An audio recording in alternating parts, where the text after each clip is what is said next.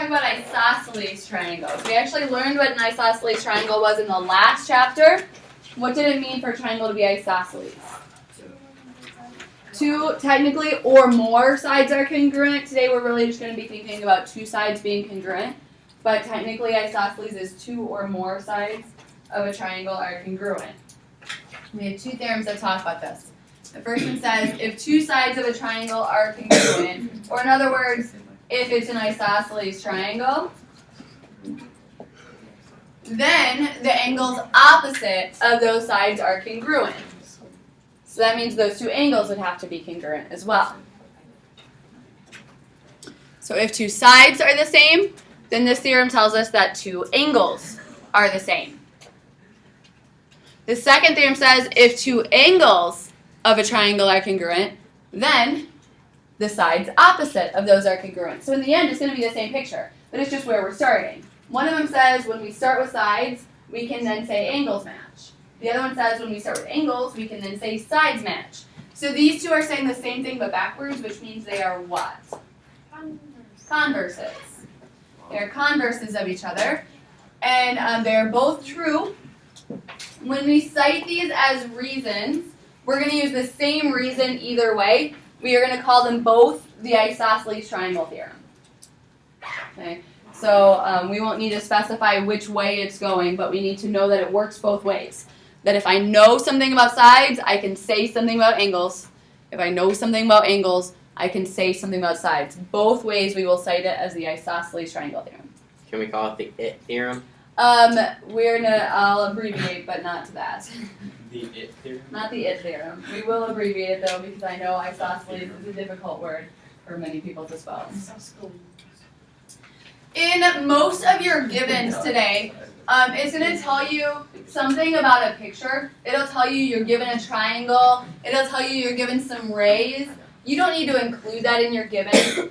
The information just that you're given a picture doesn't need to be listed in the proof itself. So I'm only going to list out my given as the parallel stuff and the congruent stuff and not worry about the picture itself.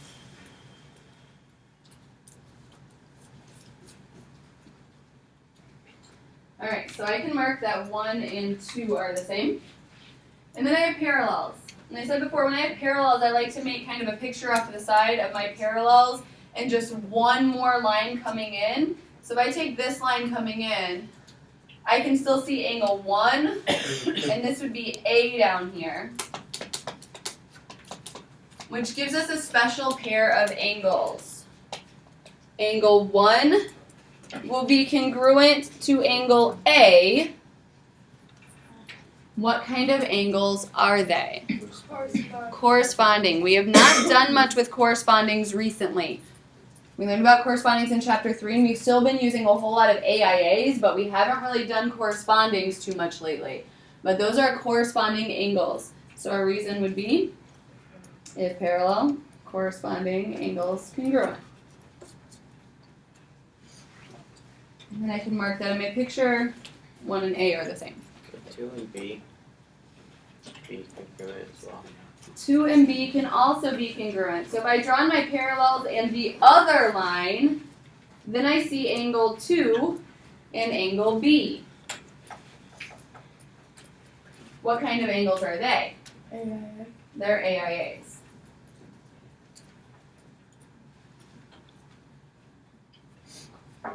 So I can mark that in my picture. Now trying to keep in mind what we want to prove. We want to prove that RA and RB are the same, or we want to prove something about two sides being the same. Means to do that, we need two angles to be the same. In our picture, we now have those two angles in the triangle marked as the same, but we haven't actually said that they're the same. So we need to say that angle A is congruent to angle B. And that would be through transitivity or substitution. Because A equals 1, which equals 2, which equals B, A equals B through transitivity or substitution. Now because two angles inside of a triangle are congruent, we can say that two sides of the triangle must be congruent. RA should be congruent to RB by our isosceles triangle theorem.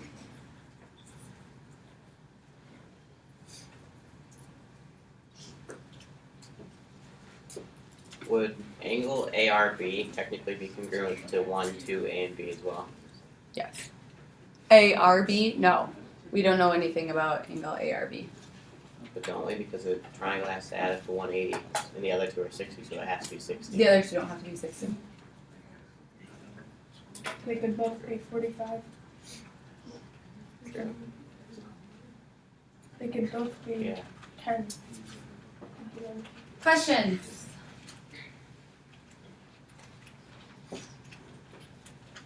Okay, so in this one, again, we're given information about our picture that we have a triangle and a line. We don't really need to include that in our given. So we'll just say angle 3 is congruent to angle 4 is our given.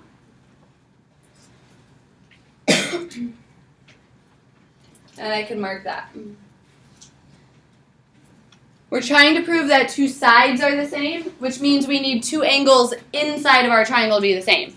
So our first goal is that we need to show that angles 1 and angle 2 are the same. We can't just jump straight there. We've actually had something similar to this already in a different proof. What can I say about angle 1 and angle 3? They're supplementary. They add up to 180. Likewise, I could say that same thing about angle 2 and angle 4.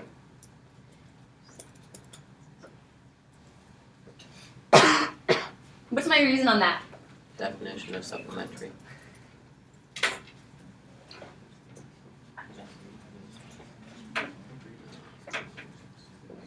Angle addition postulate. Angle addition Yeah. postulate. Almost. We only use a definition if we've already said that word. So the word supplementary doesn't appear anywhere, so we can't define that word as part of a reason. But adding together two angles that are next to each other is angle addition, and these ones just happen to add up to a straight line. So now in step 2, we said that two different things are equal to 180. If two things are equal to 180, what does that mean about them? They're equal to each other.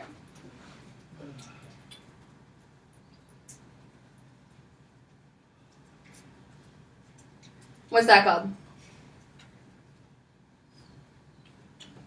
Substitution. Substitution or transitivity. Now this is a place where if we were like really proficient and beautiful proof writers, we wouldn't have started with our given, because our given would actually make a little bit more sense to say right now. Because remember, our goal is that we want to show angle 1 is the same as angle 2. So in step 3, I've got angle 1 and I've got angle 2 and I've got an equals between them, but I had this other stuff in the way, 3 and 4. But we know 3 and 4 are the same, so we want to think about this like an algebra problem, and what could I do to get rid of 3 and 4? Subtract them. And that would leave me with 1 and 2.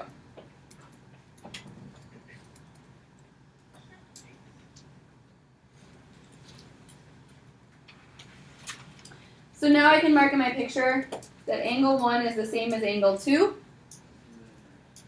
which means two angles are the same. Our theorem today told us then two sides should be the same. So DF is congruent to EF by our isosceles triangle theorem.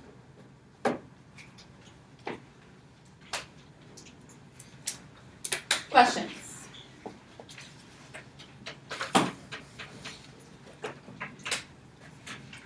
Your homework assignment tonight is 5 problems.